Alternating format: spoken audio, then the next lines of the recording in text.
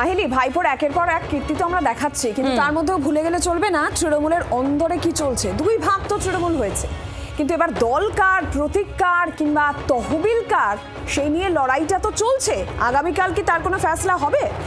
আসলকে আর নকলকে তৃণমূলের লড়াইয়ে সোমবার শেষ হচ্ছে নির্বাচন কমিশনের ডেডলাইন, যেমনটা তুমি বলছিলে নীলাঞ্জনা। আগামীকাল নির্বাচন সদনে হাজির হয়ে নথি জমা দেবে কালীঘাট পক্ষ।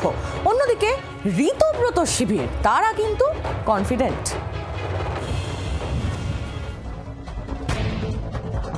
ঘাসফুলের গৃহযুদ্ধের শেষ পর্যন্ত দলের নাম, প্রতীক, তহবিল পাচ্ছেন কারা?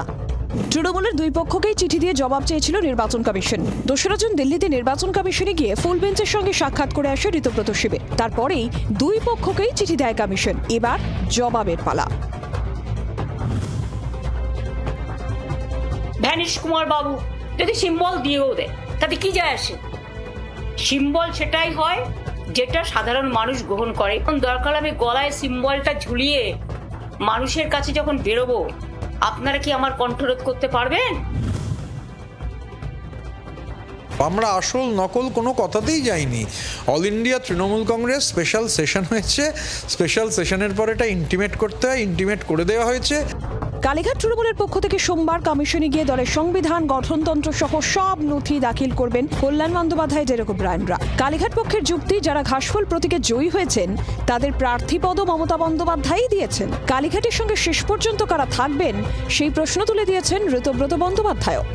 চাপ তো তাদের থাকা উচিত যে এই যে বেইমান বেইমান বেইমান বেইমান করছেন, তো মানে একটু ধীরে সুস্থে করুন। মানে এরম না হয় যে মালিকরা আর 4-5 জন ম্যানেজিং ডিরেক্টর বাদে আর কোনো লোকই না থাকে বেইমান বলার জন্য।